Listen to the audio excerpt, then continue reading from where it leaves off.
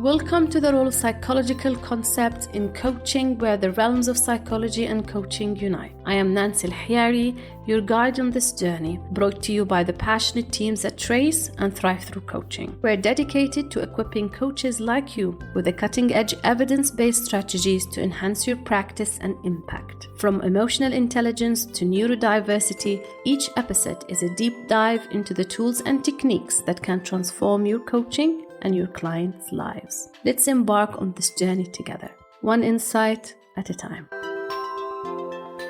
What if the secret to achieving your dreams lies in understanding what truly motivates you? Welcome to the role of psychological concepts in coaching. Today we're going to focus on the power of motivation in achieving both our personal and our professional success. Joining me is Dr. Natalie Lancer, a Chartered Coaching Psychologist, a trustee of the British Psychological Society, and the chair of the Division of Coaching Psychology. Natalie is also the host of Coaching Psychology Pod, with a profound commitment to helping doctoral students finish their studies in good psychological health. She supervises coaches and emphasizes the importance of finding meaning in their work. Dr. Lancer is a master's and PhD supervisor at the New School of Psychotherapy and Counseling. In 2016, she co-authored Techniques for Coaching and Mentoring with David Clutterbuck. As a registered supervisor, an accredited member of the Association for Coaching, and a regular keynote speaker, Natalie brings a wealth of experience and insight to our conversation today. In this episode, Dr. Lancer will share her expertise on understanding motivation, identifying intrinsic and extrinsic factors, and practical steps to sustain motivation. Whether you're a coach aiming to improve your practice or someone wanting to deepen your knowledge of motivation, this discussion offers key takeaways. So let's get this conversation started. Hello, Natalie, and welcome to our exploration of motivation in coaching psychology. Thanks for having me. To start off, can you please share how your journey into coaching psychology started? Like, what specifically drew you to focus on motivation? I did a psychology conversion degree whilst I was working as a teacher. And at one point I decided I wanted to leave education and become a psychologist. And as I was finding out more about psychology and where my own ethos and skills lay, I came across coaching psychology, which at that time was fairly new. And it was a special group within the British Psychological Society, meaning there was an interest group, but that wasn't necessarily big enough for it to be what is known as a division. And I started at this point a PhD and decided to focus on coaching psychology. Whilst I was doing my PhD, I did volunteer work at the British Psychological Society as the student rep for this special group in coaching psychology, which eventually became a fully fledged division. And I ended up chairing that division. So eventually I became the chair of this division.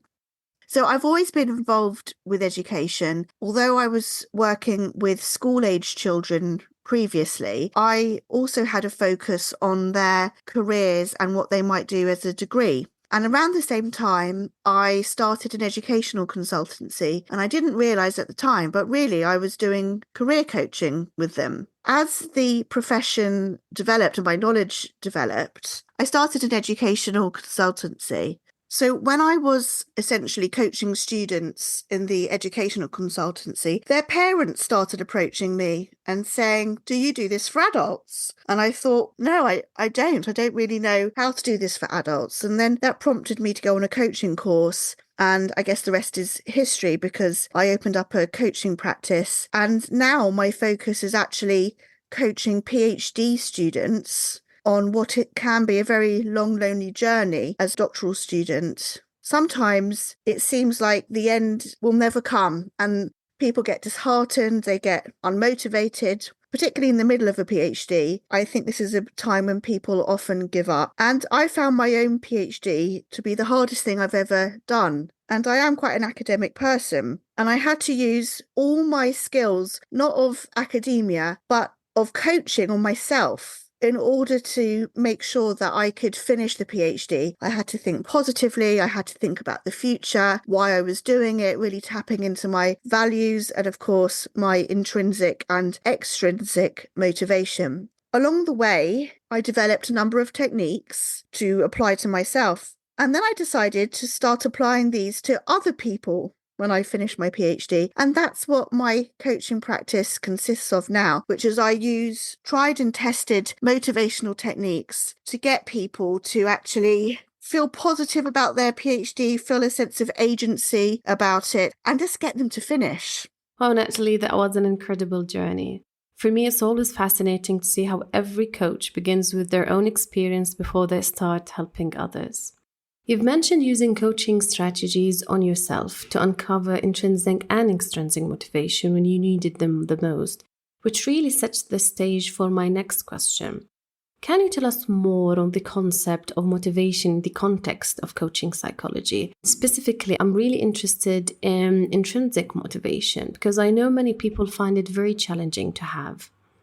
Well, there's many theories of motivation. In fact, in my own PhD, I drew on the theory of Maslow's hierarchies of needs, which is a very well-known theory. So Maslow thought that we had innate needs and that we have to satisfy the level of one need before we go on to the next need. So it's often drawn as a pyramid, although interestingly, he didn't draw it as a pyramid. That apparently was a publisher who did that later. The first need is physiological. So this is about making sure that we're not hungry, we're not ill, we're not tired. So many people I work with are trying to work on their PhD and other projects exhausted and wonder why they can't face doing it. So if you haven't had a good night's sleep, this is a really simple fix. Now I say it's a simple fix, but of course it's quite difficult to have a good night's sleep if you've got your phone next to you, if it's emitting blue light, if your room is not the right temperature.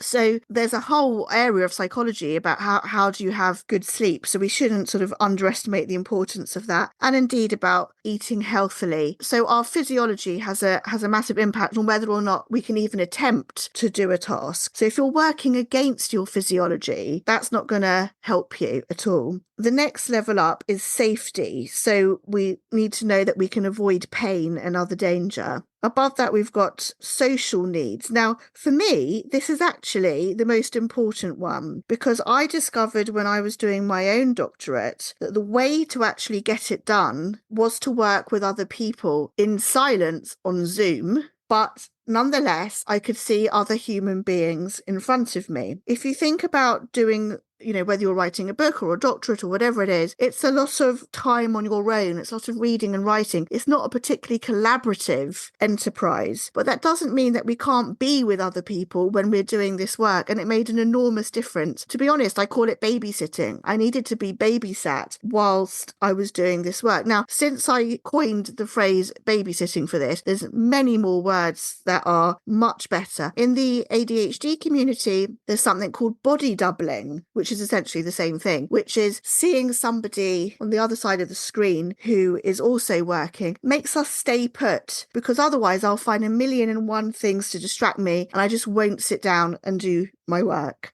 There's also an accountability element with this social part as well, which is if you've said to someone, I will meet you at 11 o'clock and I will do an hour's work on Zoom with you, the chances are you will actually turn up, not because you want to do your work, but because you don't want to disappoint them in doing theirs. We attribute more weight to someone else and to ourselves.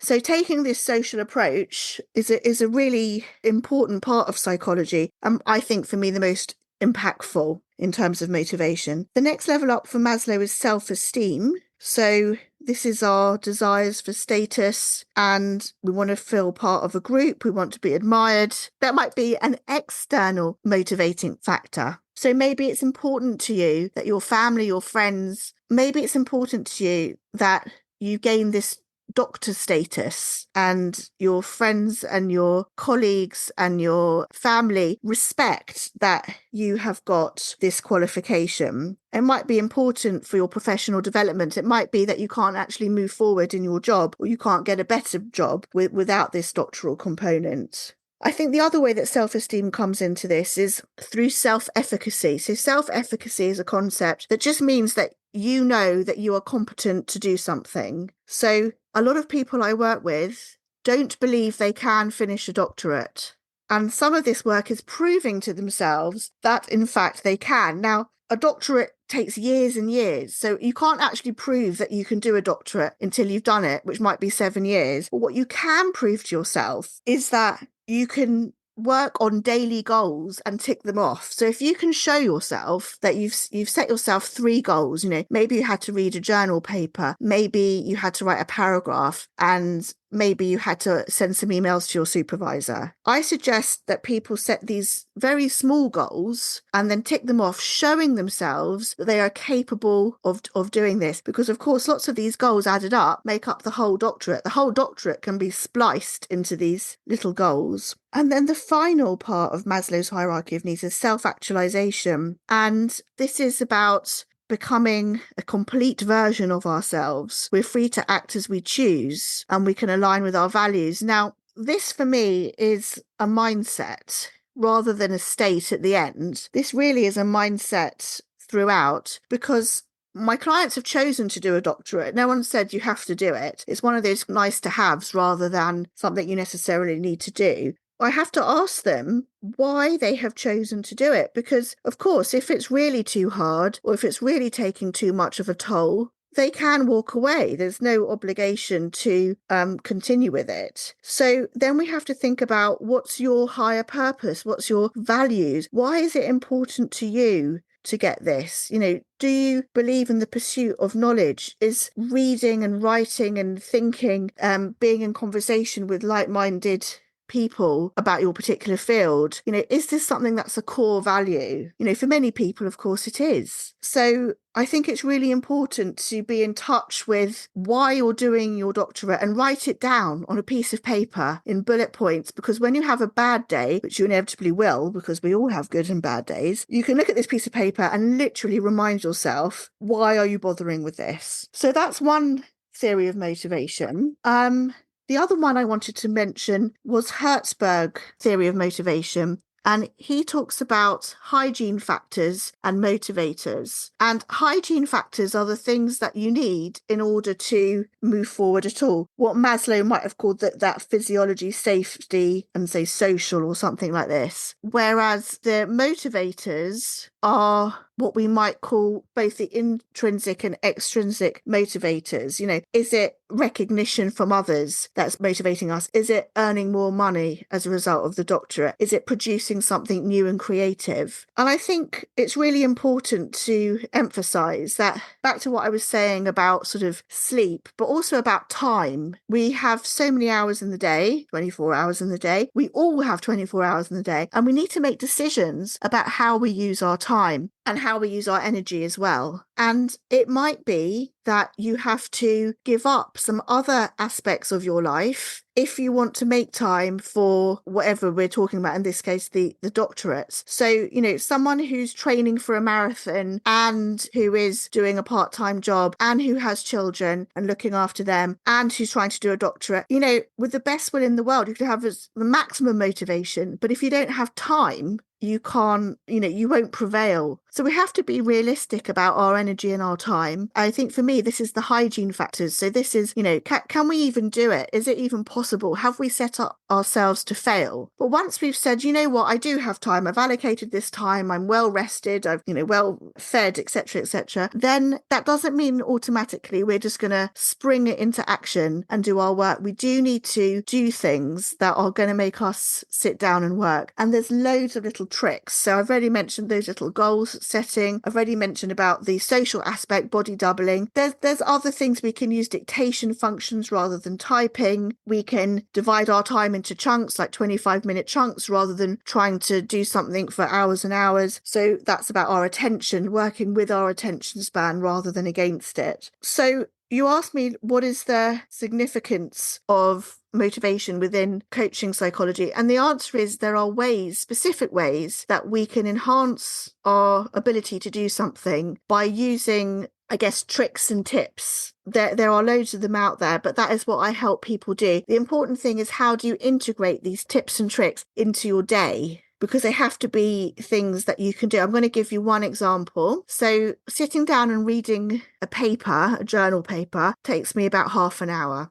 And if I sit down in my office and do it, it's not a very nice environment to do reading. It's a very good environment to do writing. So we have to change the environment to make us want to actually do the task. Now, I've found that when I go and pick up my children from school, if I arrive half an hour early, which is good because then I get a parking space, and just stay in the car, I would much rather read my paper for half an hour than do nothing. It's too boring to do nothing. So I on purpose give myself a choice of read the paper or do nothing. And inevitably, I will choose the lesser of two evils. So I will read the paper. And that is how I do my reading. I create these pockets of time in the day, and I know I'll be motivated to do the task I've set for myself in that pocket of time. Thank you, Natalie. You've set a strong foundation, using Maslow's and the hygiene factor to help us meet our basic needs and then understand what drives us, from intrinsic to extrinsic motivations. And as you mentioned, being realistic about the way how many hours we actually do have in a day, even when we find ourselves very motivated.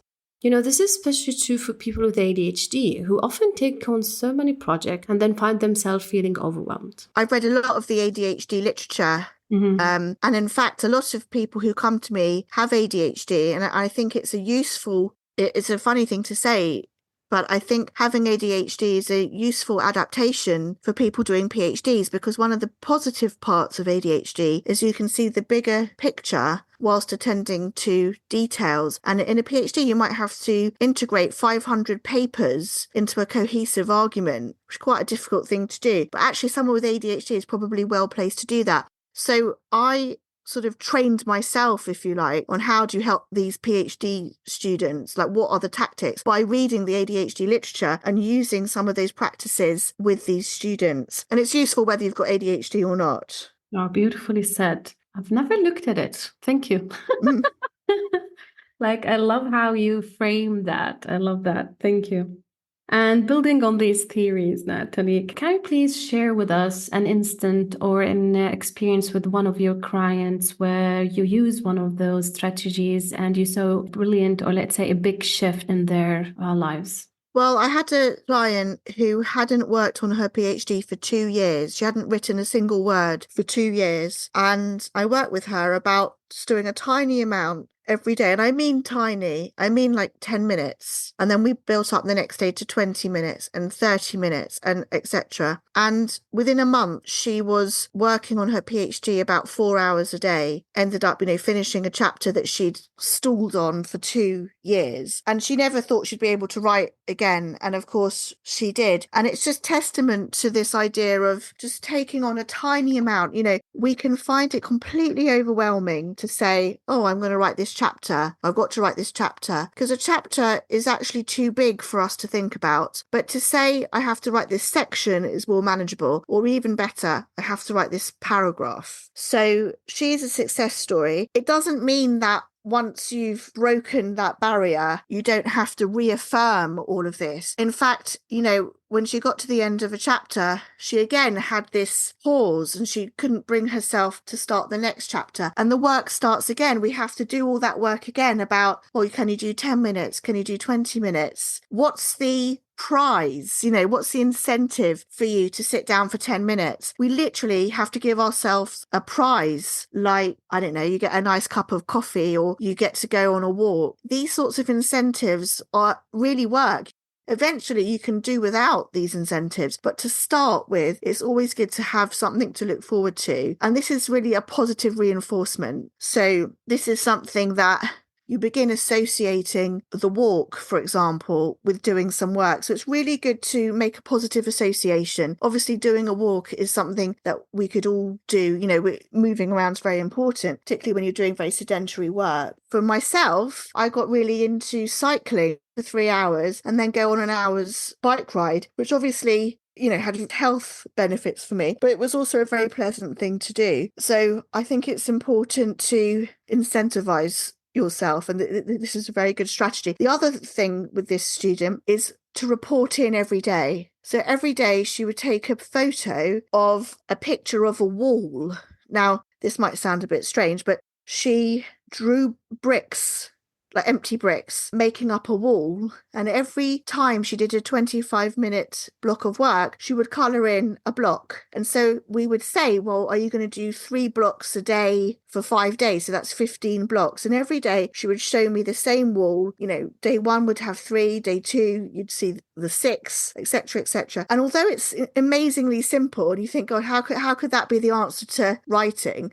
There is something about showing someone else. It's this accountability again. And we all know we can do 3 lots of 25 minutes. Like, we know that can't possibly be too much to ask. I wouldn't start this process saying you've got to do 8 blocks in a day, because I think that is too much to ask. So there's this building up over time as well. That's brilliant. It's really interesting how she found her own way to motivate herself, showing how we are all different and unique. Taking baby steps is really important. Doing few things at a time can boost our motivation and encourage us to continue. This leads me to my next question. Within your work and experience, I'm sure you've encountered coachees who showed resistance or faced challenges when working with these or other motivational strategies. How do you handle that resistance or those challenges when they come up during a coaching session?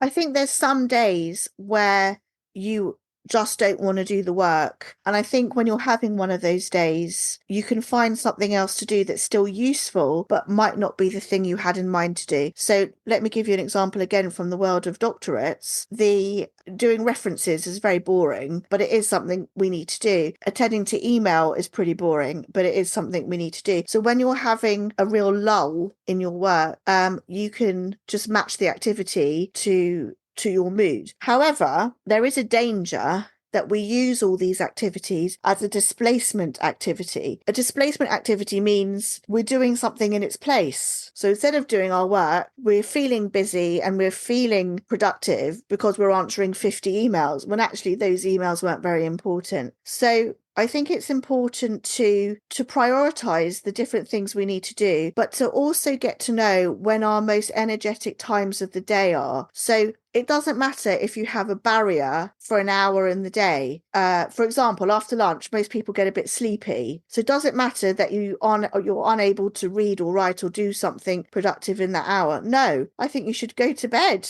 have a nap, have a walk, do something else. But once you have found when your most productive time is, let's say, for me, it's 8 o'clock in the morning. So 8 till 11 is when I'll do my most difficult work. And I know that if I won't do my work between 8 and 11, then I'm in a danger zone, that something's happened, is again setting yourself up so you can't fail. Example is, for me, not to use that fresh brain. You wake up, you feel all fresh on admin, not to use that fresh brain on planning what you're doing. I plan the night before what I'm going to do between 8 and 11. So there's no thought process involved. There's no decision making. I'm minimizing any amount of decision making so that when I wake up in the morning, I know exactly what I'm doing. In fact, I do that for the whole week, and I make appointments with myself in the diary. So this is called time blocking as a technique. And I put in half-an-hour appointments and I tell myself what I need to do. Read this paper, write this presentation,